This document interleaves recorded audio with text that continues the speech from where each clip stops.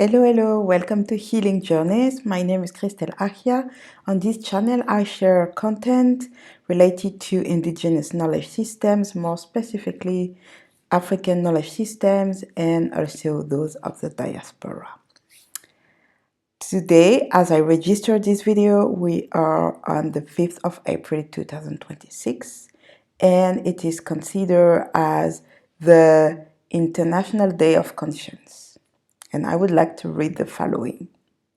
Imagine a world where every action is guided by love, a clear sense of right and wrong, a genuine care for one another.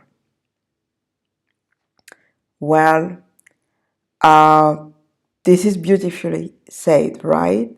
And with that, I would like to create a link between the previous episode that I've already shared on how to build sustainable, grounded community, or if we also want to say new forms of community.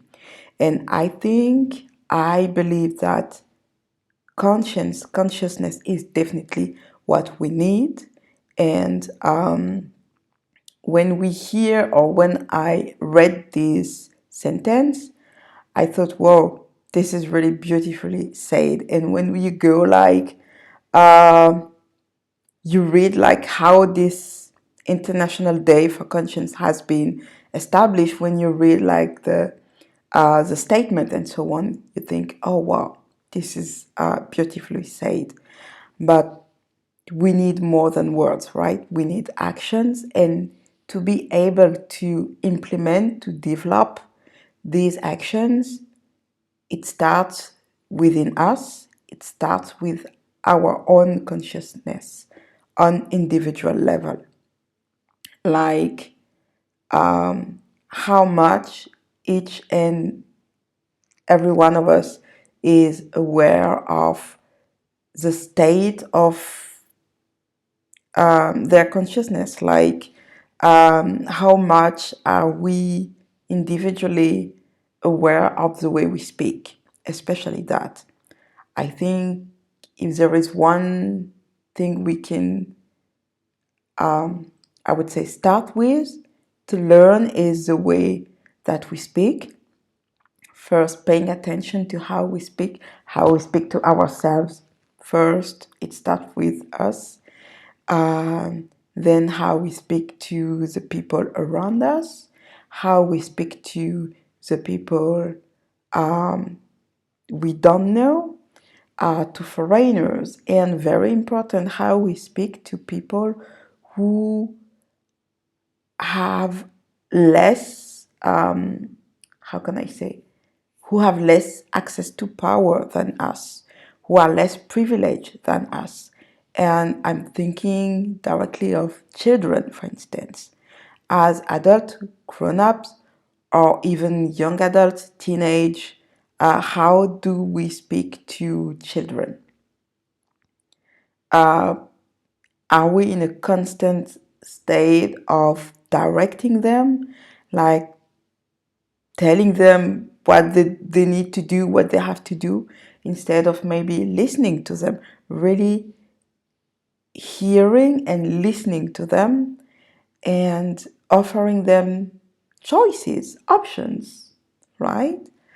Presenting things to them as opportunities, but not as rules necessarily to follow. Considering that children also, yes, they are children, yes, they have less experience. However,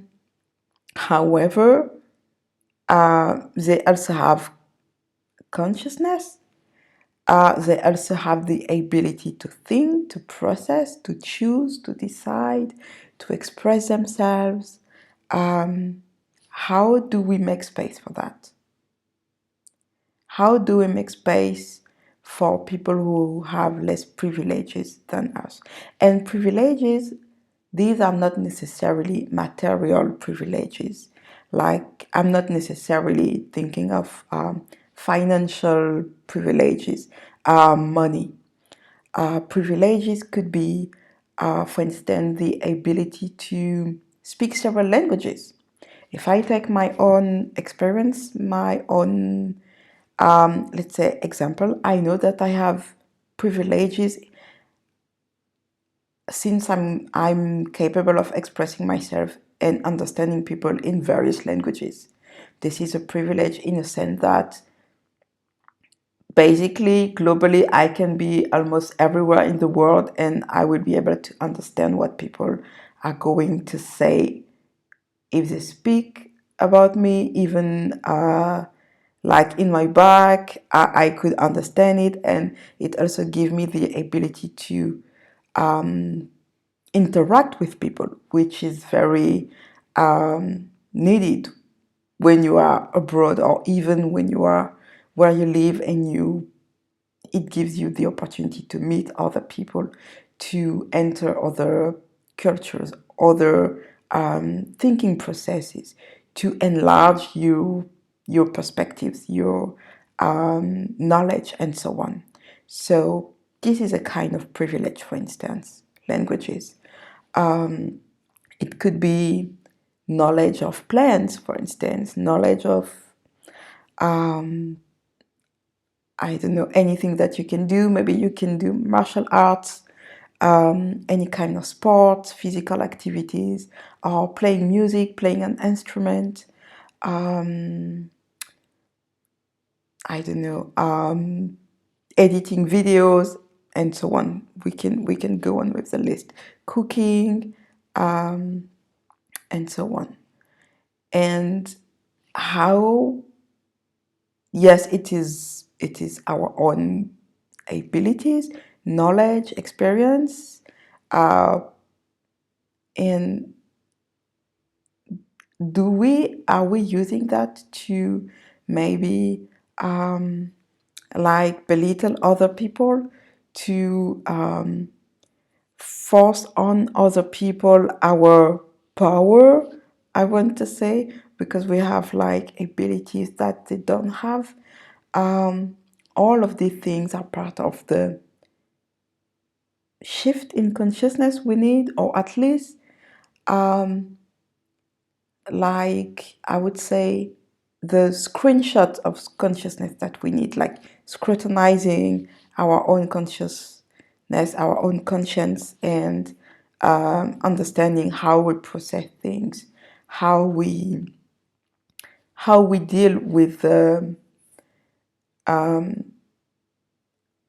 our own ability to create or disturb peace,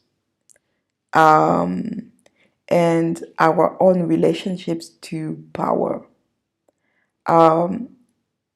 Because if we want to build like communities based on mutual understanding, peace, care, exchange, compassion, forgiveness, exchange, and well, we can make the list. One thing for sure is that we need to address our own relationships to power, and power is not necessarily physical. Power can be, as I've mentioned, through your ability, through knowledge, through the access that we have. These are also forms of power. And we need to address that individually if we want to create anything. And by community, again, if you are new to this series of video, community start with us, within us, how we deal with our own power on ourselves, like how we direct ourselves. Like I'm just thinking of a various form of abuse. It's like manipulation. When you know that you are intentionally using people's situations or emotions to take advantages of what you could get from them, or to have them do things that you want them to do instead of asking. This is a form of abuse of power. So this is like a, let's say, inner, personal, process, understanding, and also learning process, if I want to say, to engage with, if we are willing to build, to create better communities, and it's what we need. So yeah, I hope we all received this invitation. That was for me for today. Hope to see you soon again. Let's take care of ourselves and of each other.